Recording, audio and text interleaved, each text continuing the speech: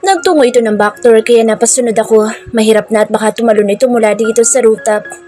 Kung hindi magkanda lasog-lasog ang katawan nitong babagsak sa baba. Hindi ko naman maaatim iyon. Lyndon! Nagtungo ito ng pool na isa-isang hinuhubad ang mga suot at tanging boxer lang ang natira na agad na nagdive sa ilalim. Alam ko namang good swimmer siya pero nakainom siya ngayon at nasa ilalim ng gamot. Agad kong hinubad ang dress at estileto ko na sunundan itong nagdive sa 12 feet na pool. Nakita ko ito sa ilalim na tila kinakalma ang sarili habang hinahayaang bumaba ng floor na nakapikit yakap ang sarili. Pinagyuyugyug ko ito na kanya ikinamulat at hinila na paahon. Hinila ko ito sa 5 feet lang ang lalim, nakapwa naghahabol ng hininga. Namumula pa rin ito maging ang kanyang mga mata. Ano yun ha? Anong klaseng lugar yun? Sigaw nito na hinihingal. Napangisi ako. Bakit? Painosenteng tanong ko. Umigting ang panga nito. Bakit mo ko dinala doon? Bakit ka pumupunta sa ganoong lugar? Langyami, ang lalaswa ng mga tao doon. Para ako nasa impyerno. Bulyaw nito na nanggagalaiti sa galit. Have you forgotten? This place is ours, Lyndon. Ours. Malamang nagpupunta ako sa ganoong lugar. Isa ito sa negosyo namin eh. Pagtatapat ko para masubok ito, natulala itong tila hindi makapaniwala sa narinig. Ngumisi ako. Pero tama ka naman. Kaya nga ang tawag sa islang ito ay Hell Paradise. Hell Paradise? Nauutal na ulit nito. Ngumiti akong yumapos sa batok nito. Muling nag-apoy ang mga mata nito nang matinding pagnanasa dala ng gamot. Napatitig ito sa mga labi kung iniawang ko na sunod-sunod nitong ikinalunok. Aha. Pangaakit ko na yumapos sa batok nito at mas idinikit ang dibdib ko na ikinayapos dito sa bewang ko. May, ano nangyayari? Hindi ko makalma ang sarili ko. Paanas nito na kay bibigat ng paghinga. Napangiti ako. Bakit? Ano bang nararamdaman mo? Are you mad at me, baby? Bulong ko na nakamata sa kanya at napapakagat-labing sunod-sunod nitong ikinalulunok. No, I'm not. What? May, I want you now. I want to claim you right now, baby. Believe me, pinipigilan ko pero hindi ko na kaya. I want you so much, baby. Tonight, I'll claim you as mine. And no other man can own you, but only me. You are mine. Namilog ang mga mata ko nang sumil ito na ipinayapos ako sa bewang at nagsimulang maglakad paahon ng pool na sapo ang pang-upo ko. Lyndon's personal voice. Mariin akong napapikit habang nakadagan ditong katulad ko'y naghahabol hininga dahil sa may katagalan naming halikan mula sa pool hanggang dito sa kanyang kama. Pilit kong nilalabanan ng init at pagnanasang nagahari ngayon sa sistema ko. Para akong nasasabik sa kanya at walang ibang nais gawin kundi ang kininsiya. Is there a problem, baby? Umiling akong nanatiling nakapikit. Napahaplos ito sa pisngi ko na marahang hinahaplos ang kilay ko at ramdam ang nanonood sa buto niyang pagtitig. Lyndon, parang malamyos na musika sa pandinig ko ang pagbanggit nito sa pangalan ko. Kakatuwang ibang-iba ang dating sa akin sa tuwing binibigas nito ang tawag sa aking Lyndon. Sunod-sunod akong napapalunok ng marahanan nitong hinahaplos ang ibabang labi ko ng kanyang hinlalaki. Kusang sumilay ang matamis kong ngiti na ninanamnam ang sandaling nasa ilalim ko ito at hinahaplos ako. Pakiramdam ko'y napakalapit na niya sa akin na posible ang mga bagay-bagay sa amin. Magtatapat na ako sa kanya. Alam kong walang-wala ako sa mga lalaking umaaligid at mga nababagay sa kanya pero nakahanda na ako. Susugal na ako. Ngayon pa ba ako panghihinaan ng loob? Kung kailan nakipaghiwalay na ako kay Regine? Kahit manatili na akong alipin niya, ang mahalaga ay akin siya at hindi na titingin pa sa iba. Pahinga na tayo, May. Inantok na ako. Kaila ko at nahiga na. Katabi itong kinabig na ikinulong sa bisig ko.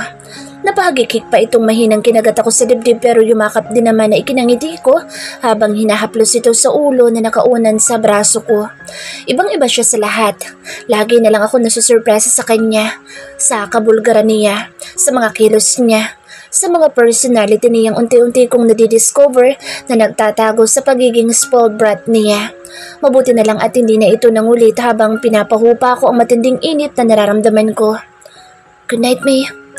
Sana hindi ka magbago kapag nagtapat na ako sa'yo. Mahinang saad ko habang pinagmamasdan itong nahihimbing sa bisig ko. Napakaganda niya talaga. Napakaamo ng mukha niya lalo na sa tuwing nahihimbing na ito. Tipong hindi mo pagsasawa ang pagmasdan hanggang sa pagtanda mo. Naalimpungatan ako nang maramdaman ang pag-aalburuto ng tiyan ko. Napakapa ako sa katabi ko at nangunot noong mag-isa na ako sa kama. Napabalikwas akong kinusot-kusot ang mga mata kong nanlalabo pa. Mag-isa na ako sa silid at mataas na sikat ng araw. May? May! Pagtawag ko dito at sinilip sa pool pero wala ni anino nito dito. Bumalik ako ng sweets at nagtungo ng banyo pero wala din ito. Naghilamos na muna ako at nagbihis ng beach short at white sando bago lumabas ng silid namin. Napapahawi na lamang ako sa buhok kong sabog-sabog pa at walang suklay. Napalunok ako nang mapatingin sa elevator. Baka mamaya may makasabayan na naman akong naglalaplapan sa loob ng elevator katulad kahapon. Napabuga ako ng hangin at sa hagdanan na lamang bumaba ng mabilis. Nasa 20th floor pa ako kaya hinihingal at pinagpapawisan ako pagdating ng first floor kung saan ang lobby. Panay ang dial ko sa phone nito pero unattended. Shit, nasan siya? Para akong mahihibang na takbo lakad ang ginagawa dito sa buhanginan at umaasang mahagip ng paningin ko ang babaeng nagpapakaba na ngayon sa puso ko. Imposible namang iniwanan niya na lamang ako dito nang walang kaalam-alam. Sir, kayo po ba si Senyorita Lindan? Napalingon ako sa stop nitong hotel na binata na tumakbo dito sa gawi ko. Napalunok akong umayos ng tayo. Oo. Alam mo ba kung nasaan ang Senyorita May ninyo? Ngumiti itong umaliwalas ang muka. Opo, Senyorito. Pasensya na po kayo. Ibinilin kayo ni Senyorita sa akin na bantayan sa suites ninyo ang paglabas ninyo pero nalingat ako. Tara ho sa rest house dito ni Senyorita. Nandoon po siya. Ang sabi, dalhin ko kayo doon pagkagising nyo. Magalang na saad nito na ikinatangu-tangu ko. Okay, salamat. Ngumiti itong tumango na naglahad ng kamay pagawi sa dalampasikan. Napasunod ako dito nang maglakad na ito sa gawi ng mga motorboat. Sumakay kami ng motorboat na ito ang nagmaneho at pinasuot din ako ng lifeguard jacket. Pinagtas namin ang malawak na asul na dagat at tumawid sa kabilang isla. Halos kalahating oras din kami sa laot bago natanawan ng isang two-story na bahay malapit sa Pampang. Kulay puti itong may malawak at kataasang bakod na kulay puti din ang pintura. Bukas po yan, Senyorito. Kayo lang po ni Senyorita ang tao dito dahil private place niya ito. Mauna na po ako. Magalang na paalam nitong tinanguan ko lang. Hindi ko mapigilang mamangha sa ganda at gara ng ambience ng lugar. Bumagay ang puting pinong buhangin, nabakuran nito sa puting pintura din ito. Lalo akong napanganga nang makapasok na ako ng gate. Napapalibutan ng harapan ng buong bahay ng Bermuda grass at puro salamin ang dingding mula dito sa baba hanggang sa pangalawang palapag ng bahay. Nakalihis lahat ng mga kurtina kaya kitang-kita mula dito sa harap ang loob nitong walang katao-tao at kita ang karangyaan sa mga kagamitan sa loob. Napahinga ako ng malalim bago nagpatuloy na pumasok. May! Pagtawag ko at umeko pa ang boses ko sa kabuuan nitong sala. Kulay puti din ang tema dito mula sa muebles, interior design, mga kagamitan ay nakaputi ng lahat at kumikinang na tila kay babago nilang lahat. May? Nangunot-no ako nang makarating na ako ng dining ay wala pa rin itong namamataan ko. Nasaan ba siya? Bumalik ako ng sala at umakyat sa hagdanan nito paakyat ng second floor. Maging dito sa taas ay puti ang tema. Napakaaliwalas, napakalinis.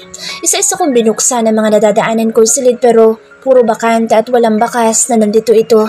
Hanggang sa marating ko ang pinakadulo na silid. Master's bedroom. Basa ko sa nakalakip sa double door nito. Napangiti akong dahan-dahang pinihit ang doorknob ng sabay. Pero napakunot-no akong wala ito dito. Napakamot ako ng ulo. Nasaan ba siya? Nagtatago ba yun?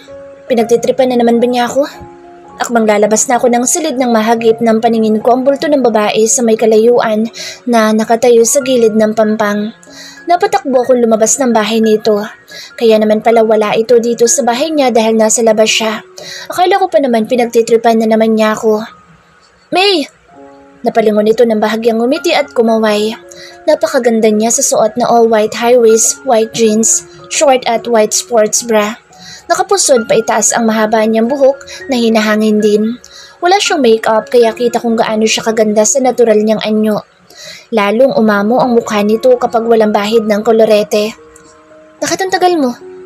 Napakamot ako sa batok nang umiting niyakap ito. Hindi naman ito umangal bagkus ay ginantihan niya akong yakapin. Nakahinga ako nang maluwag na ngayon nakakulong na siya sa bisig ko. Hindi na nga ako naiilang kundi hinahanap-hanap ko na ang yakap at mga halik nito. Sorry, kagigising eh. Napalingon itong humarap sa dagat na kaharap namin. Do you see the rock over there? Turo nito sa may kataasang bato sa may kalapit. Yeah. Gusto ko siyang akitin at tumalon mula doon. Nanigas akong napabitaw sa pagkakayakap nito. Napatingin akong muli sa bato na malaki at halos kasintaas na ito ng bahay nitong 2 palapag sa taas. Napalunok ako. Huwag na, May. Delikado. Pumihit itong nakangisi. Yun ang gusto ko, Lyndon. Ang mga delikadong bagay-bagay. Diyan ako. Magaling. Makapaglaro. Napalunok ako. Ano bang ibig niya sabihin? Sa uri kasi ng tono nito ay tila may ibang ibig sabihin na hindi ko naman madali kung ano. May, natigilan ito nang napahaplos ako sa pisngi at inayos. Iniipit sa likod ng tenga nito ang mga hibla ng buhok nitong hinahangin at tumatabing sa maganda niyang mukha. Napalunok ako nang magpanting ang panga nito na tinabig ang kamay ko. Don't you dare apply that kind of sweetness to me, Lyndon. Babaliin ko ang braso mo. Madiing asik nitong ikinatanga ko. Natulala ako at iglap lang ay nasa may bato na itong umaakyat na ikinaalarma ko. May delikado! Ano ba? Sigaw ko na sunundan na ito. Hindi ito naman sinagpatuloy sa pag-akyat na kumakapit-kapit lang sa gilid-gilid nitong napakataas na bato. Ako pa ang mas kinakabahan sa aming dalawa dahil isang maling galaw niya ay batuhan ang kababagsakan niya dito sa baba. Napahinga ako ng malalim na sinundan itong umakyat pagapang ng batuhan. Naalarma ako nang madulas itong napabitaw na isang kamay at nakalambitin na kaya mabilis kong hinapit ito sa bewang. Ang tigas ng ulo mo! Asiko pero kumawala lang ito na sinamaan ako ng tingin. Pwede ba? Huwag kang uuwi sa akin, Lyndon. Hindi ako katulad ng ibang babae dyan na kailangan na lalaking nakaalalay at poprotekta sa kanila sa anumang oras. I can handle myself. Handa akong masaktan. Nakahanda akong masugatan, mapilayan o mabalian sa mga ginagawa ko. Hindi ako lampa at maarting babae kagaya na iniisip mo. Kagaya ng mga mahinhing babaeng tipo mo. Asik din ito at nagpatuloy ng umakyat. Bakit siya nagsusungit? Ano bang pinupunto niya? Minsan talaga ang hirap niyang basahin. Ang hirap niyang unawain. Napasunod ako dito na tuluyang umakyat sa tuktok nitong bato. Napayaw pa ito't hinihingal at tagaktak sa pawis. Nakakahanga nga ang tapang at tatag ng dibdib niya. Kung ibang babae lang ito ay matatakot ng akyatin nitong bato na wala man lang safety gear na suot o kahit lubid na makakapitan. Napahaplos ako sa braso nitong nagkagasgas sa pagtama nito kanina nang madulas sa pag-akyat. Bagya pang dumugo ito na namumula na. Paniguradong magkakapasa siya sa tinamo. Malayo sa bituka. Napaangat ako ng tingin dito. Galit na naman ang mga mata nitong tila may nagawa akong hindi niya nagustuhan. Masama bang mag-alala sa kanya? Ang tigas kasi ng ulo mo. Pananermon ko at napaluhod nang makitang dumudugo ang tuhod nito. Mas malalim ang gasgas nito dito kumpara sa nasa braso nito. I'm fine. Gasgas lang yan. Hindi ako takot magka-scars, no? Pagmabalditan nito na inilayo ang binti na hawak ko. Napatayo akong napahilot ng sentido at matamang tanitigan nito. Galit ka ba? Anong nagawa ko? Ha? Wala. Paismid nito. Wala? Bakit ka nagagalit? Hindi ako galit. Asik nito. Galit ka? Hindi nga sabi. Galit ka? Sadisiguan mo na nga ako, oh. At yan, yung mga mata mo. Napakasama ako makatingin sa akin. Napabuga ito ng hangin na umiigting ang panga na tila nauubusan na ng pasensya. Napalunok akong napaatras bahagya dito. Hindi nga kasi ako galit. Pero dahil paulit-ulit ka, oo na, galit na ako. galit na galit ako. Okay na? Masaya ka na ba? Singhal nito na nalilisik ang mga matang ikinaluno ko. Pwede ba, Lindan? Hindi ako ordinaryong klase ng babae na kailangan ng lalaking poprotekta sa kanya. Kahit sa maliliit na bagay. Hindi ako mahina. Lalong-lalo nang hindi ako maarte. Madiin saad nito na tumalikod at walang pag-aalinlangang tumalon sa lugon na ikinaalarma kong napasunod dito. Napakalalim dito pero malinaw ang tubig at kitang-kita ang mga iba't ibang uri ng isdang naglalanguyan, maging ang mga coral reef dito na buhay na buhay. Napaahon ako nang maramdamang nauubusan na ako ng hangin. Napalingalinga ako at napailing na lamang nang makita si May. Napaahon na at iika-ikang maglakad. Napasunod na akong lumangoy paahon ng pampang. Naabutan ko ito sa sala na pranteng nakaupo sa sahig at nililinis ang sugat na napapangiwi pa. Lumapit na ako at lakas loob na naupo katabi nito. Ako na. Mahinang saad ko na kinuha ang bulak at betadine dito na ipinagpatuloy ang paglilinis sa sugat nito at panakanakang hinihipan para maibsan ng hapdi. Tahimik lang naman itong hinahayaan na ako kahit sa panggagamot ko sa braso nitong may gasgas din. Nakakailang kapag ganitong napakatahimik niya, lalo't ang hirap niyang basahin kung anong tumatakbo sa utak. Nagugutom ka na ba? Basag ko sa katahimikan namin matapos kong malinisan ang sugat nito at mailigpit ang first aid kit na ginamit ko. Naupo na ito ng sofa at nahiga. Basang-basa pa ito tulad ko. Pumikit itong idinantay ang braso sa noo. Mataman lang naman ako nakatitig dito. I'm not yet hungry. May pagkain sa kusina. Kumain ka na lamang doong mag-isa. Inaantok na ako. Anito sa pagod na tono at napahikab. Napahinga ako ng malalim at kinarga itong napamulat na kunot ang noo. What are you doing? Taas kilay na tanong nito. Maingat akong pumanhik ng hagdanan. Natahimik naman ito nang mahimigan ang pagdadalhan ko. Itinuloy ko ito ng banyo at maingat na inilapag sa countertop. Kumuha ako ng roba bago alalayan itong makatayo at sinamahang tumapat ng shower. Tahimik pa rin ito na matiim na nakatitig sa akin kaya hindi ako makatingin sa mga mata nito. Hindi naman ito umangal ng sabunan at shampoohan ko. Hanggang sa matapos ko itong mapaliguan at masuotan ng roba ay wala itong kaimik-imik. Muli ko din itong kinarga na maingat na inilapag ng kama nito. Matapos kong matuyuan ang buhok nito ay hinayaan ko ng makapagpahinga na.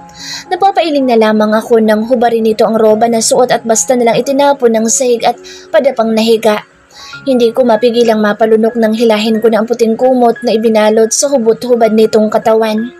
Naligo na rin ako at nagbihis. Nahihimbing na ito nang lumabas ako ng banyo kaya tumuloy muna ako ng balcony nitong silid. Napakaganda at aliwalas ng kaharap kong view kung saan kita ang asul na dagat at berdeng isla na nakapalibot dito. Nahiga ako sa duriyang rata na nandito at napapikit. Napakasarap lang damhin ang katahimikan, ang sariwa at malamig na hangin at ang katamtamang init ng araw. Mapait akong napangiti nang idinantay ang dalawang braso sa muka para ikubli ang tuloy-tuloy na pagtulo ng luha ko. Tom, ngayon ka pa ba panghihinaan ng loob? Paano ba ako magtatapat sa kanya? Baka mamaya isipin niyang sinasamantala ko ang pagkakataon sa amin dalawa. Piping usal ko. Erica May Crawford, I like you. Gustong gusto kita. Or should I say, mahal kita. Erica's personal voice. Napapailing na lamang akong pinagmamasdan sa Linda na nahihimbing dito sa gawin ng balcony. Akala ko pa naman nagkakagusto na siya sa akin sa narinig kong isinaad niya kagabi habang nagtutulog-tulugan ako na sana daw hindi ako magbago kapag nagtapat na siya. Pero mukhang iba ang pagkakaintindi ko. Aminado akong nainis ako sa kanya kanina habang hinahaplos niya ako sa ulo at inaayos ang mga hibla ng buhok kong hinahangin at tumatabing sa mukha ko. Bigla-bigla kasing nag-flashback sa memorya ko ang araw na nakita ko sila ni Regine sa school kung saan sinagot na siya nito. Ganito siya, maglambing kay Regine. Pakiramdam ko'y nakikita niya sa akin ang pesting ahas na Regine na iyon. O kaya ay ikinukumpara niya ako kaya dahil sa inis ay natabig ko ang kamay nito at inakyat ang malaking bato sa lagoon. Kahit may kataasan at wala kang makapitan. Pero lalo lang ako nagalit ng sumunod ito na napaka-overprotective na baka mahulog ako kaya mas lalong nagngingit-ngit ang loob ko na naisip ang araw na inaalalayan nito si Regine noon sa field habang umaakyat ng board at todo alalay ito sa girlfriend. Uminit ang ulo ko at parang gusto ko na siyang balian ng braso sa ginagawang pagiging OA kung magprotekta sa akin. Iginagaya niya ako sa lampang Regine niya na saksakan ng kaartehan. Napahinga ako ng malalim at bumalik na ng silid. Ano ngayon kung si Regine ang nasa isip niya habang ako itong kasakasama niya? Pero kahit anong kumbinsi ko sa sarili ay hindi ko pa rin maiwasang mainis sa kanya. Ano bang special sa babaeng iyon? Shit sila. Kung pagandahan lang ng muka at katawan ay di hamak namang ilalampaso ko lang ang girlfriend niya. Sadyang magaling lang umarte na bait-baitan ang bruha habang ako'y nagtatago ang kabaitan. Hindi niya ba napapansin ang special treatment ko sa kanya? Hindi ko nga siya pinapahirapan kahit pwedeng-pwede ko iyong gawin sa kanya sa laki ng utang niya sa akin. Bumaba na ako ng kusina at napakunot noon nang makitang wala pang bawas ang mga pagkaing nakahain. Kung ako nga na nag-agahan ay nagugutom na dahil pasado 2:00 na ng hapon, paano pa kaya si Lyndon? Sigurado akong hindi pa siya nag-agahan. Napahawi ako ng buhok kong tumatabing sa mukha ko. Bakit ba ako nakukonsensya na hindi pa siya kumakain? Sinabihan ko naman siyang kumain mag-isa kanina bago ako natulog. Hindi ko naman tinatapakan ng pagkataon niya na hindi ko nga siya pinagtatrabaho ng mabibigat. Hindi na naman na siya minor para sabihan akong inaabuso ko ang kainosentehan niya bilang lalaki. Mariin ako napapikit at kumuha na lamang ng fresh milk sa fridge na dinala sa labas ng bahay. Naupo ako sa swing at napapaisip sa mga bagay-bagay. Nahati sa dalawang opinyon ko. There's a part of me na gusto kong maniwala at magtiwala sa mga nakikita at ipinaparamdam niya sa akin. Pero may ibang side din akong nagsasabing huwad siya at pinapaibig lang ako para makuna ng malaking halaga. Kapag nga naman napaibig na niya ako ng tuluyan ay malugod ko ng maipagkakaloob anuman ang hingin niya. At sa huli, silang dalawa ni Regine na makikinabang sa mga makukuha niya sa akin. Silang dalawa ang magsasama habang buhay. Habang ako, may iwang bigo, luhaan, talunan, mag-isa. At hindi ko iyon hahayaang mangyari. Nandito ka lang pala. Nabalik ang ulirat ko nang magsalita itong nakaupo sa harapan ko nakitang kagigising lang. Bagya pang namumula ang mga mata at sabog-sabog ang magulo niyang buhok. Hindi ko ito pinansin at ibinaling sa ibang direksyon ng paningin. May galit ka pa ba? Akmang itutungga ko ang dala kong 1 litrong fresh milk nang mapansin wala na palang laman. Pagka kong natawa na napailing. Sa lalim ng mga iniisip ko ay hindi ko namamalayang naubos ko na palang iniinom ko. Pwede bang malaman kung bakit ka nagagalit sa akin? Sabihin mo ang mga ayaw mo para maiwasan ko. Ayoko nagagalit ka. Hindi ako sanay na ganyan ka. Tahimik pero puno ng galit ang mga mata. Dagdag pa nito, sa mahabang tono at heto na naman ang mga mata niyang napakalamlam at nangungusap kong makatitig. Napapikit akong sumandal ng swing. Kung tutuusin ay wala naman akong dapat na ikagalit dahil una sa lahat, amo niya ako. Marapat lang na maging overprotective siya sa akin. Pangalawa, wala akong karapatang magselos dahil girlfriend niya si Regine habang ako, amo niya. Hindi na nakapagtatakang si Regine pa rin ang nasa puso't isip niya. Saan man siya magpunta, pero hindi ko mapigilan ang sariling mainis. Iisipin ko pa lang ang bagay na si Regine ang nasa isip nito. Kahit ako iyong nanditong kasama niya ay nagpupuyos na ako sa inis. Kaya ako nga siya dinala dito sa rest house ko para mailayo sa resort ni Mami. Gusto ko siyang masolo at maipakilala sa kanya ang totoong ako. Baka sakaling magkagusto na rin siya sa akin at piliin ako against Regine. May iniisip lang. Huwag mo na yung isipin. Saad kong nanatili pa rin nakapikit. Ramdam ko naman ang pagtitig nito kaya naman nanatiling blanco ang facial expressions ko at wala akong kasiguraduhan sa kanya na hindi ko nga alam kung totoo ba siya o nagpapanggap lang na maamot inosenteng tuta. Gusto mo na ba akong umalis? Napamulat ako na parang nabuhusan ng malamig na tubig sa isinaad nito. Nakayuko na ito at tila yumuyug-yug ang balikat o baka na malikmata lang ako dahil gumagalaw itong swing na kinaroroonan namin. Para akong napipilan. Hindi makaapuhap ng tamang isasagot. Bumilis din ang tibok ng puso ko. Hinihingi na ba niya ang permission kung pakawala na siya? Tumayo na lamang akong bumalik sa loob ng bahay para makaiwas sa tanong nito. Mapait akong napangiti pagkatalikod ko dito na siya namang pagbagsakan ng mga luha ko. Pero nanigas ako nang bigla na lamang itong yumapos mula sa likuran ko at kinabig padiin sa katawan nitong mahigpit akong niyakap. May, I'm sorry. I'm sorry kung ano man ang kinagagalit mong nagawa ko. I'm sorry na. Nandito tayo para magbakasyon, di ba? Hindi para magkagalit. Napalunok akong napalabi sa isinaad nitong halos mamiyok ang boses. Kumawala ako dito at pumihit paharap. Parang tinutusok ang puso ko na namumula ang mga mata nitong kagagaling sa pag-iyak. Napapahid ako sa pisngi nitong may bahid pa ng luha. Mataman lang namang nakatitig ang mga nangungusap niyang mga mata habang nakayupos muli sa bewang ko. Ayaw mong magalit ako sa'yo? Tumango ito. Napahinga ako ng malalim at pinakatitigan ito sa mga mata. Huwag kang maging gentleman sa akin. I told you, hindi ako mahina. Hindi ako maarte. Hindi ako mahini-hina uri ng babae. Hayaan mo ko sa mga ginagawa ko dahil malaki na ako. I can decide on my own. Hindi ko kailangan ng opinyon ng iba. I'm too matured enough to handle things around me. Huwag mo kong ikumpara sa girlfriend mo. Hindi ako katulad niya, Lyndon. Magkaiba ang totoong diamante. Sa isang nagbabalat diamante lang. Madiin at makuhulog ang saad ko sa katinalikuran itong nagtungo ng kusina. Sumunod naman ito. Kahit paano ay parang naibsan ang bigat sa dibdib kong nasabi ang ibang sa loobin ko dito. Hanggang doon na lang muna ang kaya kong isatinig sa kanya.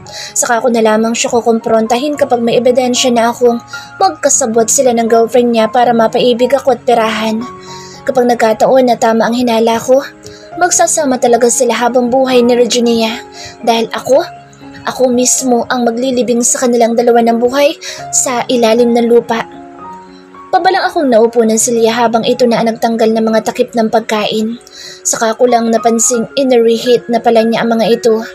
Lihim ako napapangiti nang maupo na ito sa harapan ko at iniusog lang ang kanin sa akin. Ako na ang naglagay ng kanin sa sarili kong plato. Tahimik lang naman ito habang magkaharap kaming kumakain. Tipong ingat na ingat siyang magkamali na naman at magalit ako.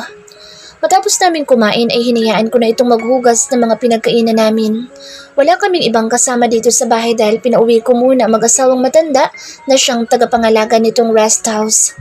Naupo ako ng sofa at binuksan ang wine na dala ko. Hapon na at palubog ang araw. Tumatama dito sa loob ang kulay kahel nitong sinag dahil puro salamin lang naman ang dingding dito sa bahay. Napangiti akong pinagmamasdan ng paglubog nito habang tumutungga ng wine. Gusto mo? Alam kong iniabot ang wine dito nang maupo itong katabi ko. Ngumiti itong hindi naman ako pinahiya at malugod na tinungga ang wine. Natututo na nga siyang uminom.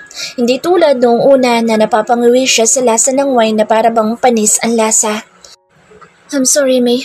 Hindi ko alam na iniisip mo na pala na ipinagkukumpara ko kayo na Regine. Pero hindi yun. Ganito lang talaga ako. Sa bahay kasi nasanay akong pinoprotektahan at inaalagaan ng maigi ang mga babae sa buhay ko. Si nanay, si Alora at Aloha, na mga nakababata kong kapatid na babae. Kaya nga ganoon na rin ako sa iyo ka-overprotective. Alam ko namang kakaiba ka, May. Ibang-iba ka sa lahat. Ayoko lang kasi na hinahayaan ka na lang. Para saan pat nandito ko kung simpleng pagprotekta sa iyo hindi ko magawa. Kita ang sensibilidad sa mga mata nitong matapang na sinalubong ang mga mapanuring tingin na iginagawad ko dito. Kimi ako ngumiti at tumangutango. Ngayon lang siya may nabanggit tungkol sa pamilya niya. Nag-aaral pa mga kapatid mo? Pag-uusisa ako. Ngumiti itong mas umaliwalas na ang muka. Oo, graduating na ng high school si Alora na siyang sumunod sa akin. 16 years old na siya. Si Aloha naman ay graduating din sa elementary. 2 anyos. Si tatay ay isang taxi driver pero nakikipasada lang siya. Nagbibigay siya ng boundary ng taxi sa may-ari kapag ibinabiyahin niya ito. Si nanay ay tendera sa palengke ng mga seafoods. Kaya kapag walang pasok ang mga kapatid ko, sila ang sumasama kay nanay sa palengke. Ako naman, sumasideline na delivery boy sa Food Panda app kapag wala akong pasok. Ako kasi nagpapaaral sa sarili ko kaya lahat ng pwede kong salihang sports school ay sinasalihan ko. Dagdag kita na rin lalo na at scholar ako ng university. Namamangha akong napatangu-tango sa kwento nitong bakas ang tuwa sa kanyang mga mata. Lihim ako napapangiti na ngayon nagkukusa na siyang ipakilala ang sarili at pamilya niya sa akin. Kahit hindi ko tinatanong, paano yan? Ilang araw kang tenga dahil sa pagsama mo sa akin dito. Hindi ba't nagpapagaling pa ang tatay mo? Pilit itong ngumiti at kita ang pagdaan ng lungkot sa kanyang mga mata. May ipon naman ako kahit paano. Hindi man kalakihan pero sasapat pa yun na isang buwan para sa pang-araw-araw nilang gastusin sa bahay. Para akong kinukurot sa puso sa estado nito. Napahinga ako ng malalim. Dahil kay Regine, nagdududa ako sa mga nakikita sa kanya. Napakalaking lamat sa puso ko ang ginawa nilang mag-ina sa amin ng mommy ko. Kaya maging itong kaharap ko ay nadadamay na sa trust issues ko. Kun mo yung ATM card na binibigay ko sa iyo kagabi. Huwag ka na mag-inarte. Isipin mo na lang, ang laking ginhawang hatid noon sa pamilya mo. Kung hindi mo kayang tanggapin para sa sarili mo, tanggapin mo para sa nanay mo, sa tatay mo at sa mga kapatid mo. Hindi ko naman pinaghirapan yun, Lyndon. Kasama kitang napanalunan ng perang iyon. Huwag mo isiping utang o binabayaran kita. Tulong ko na lang sa pamilya mo. Diyan ako nag-uumapaw, Lyndon. Diyan ko kayo matutulungan. Kuminang ang mga mata nito na may munting ngiti sa mga labi. Hindi ko rin maintindihan kung bakit ko naisatinig ang mga iyon. Kusa na lang lumabas sa bibig ko at natutuwa akong makitang nakangiti na ito at tumatango-tango. Parang nagdidiwang pa ang loob kong pumayag itong tulungan ko financially ang pamilya nito. Bale wala naman sa akin ang halagang iyon dahil hindi ko naman pinagpawisan o ni mommy. Malaking bagay na iyon sa kanya, sa kanila ng pamilya niya. Hindi ko naman maintindihan pero gusto kong tulungan ang pamilya niya. Gusto ko silang makilala at sana magustuhan nila ako sa totoong ako, hindi dahil sa pera ko.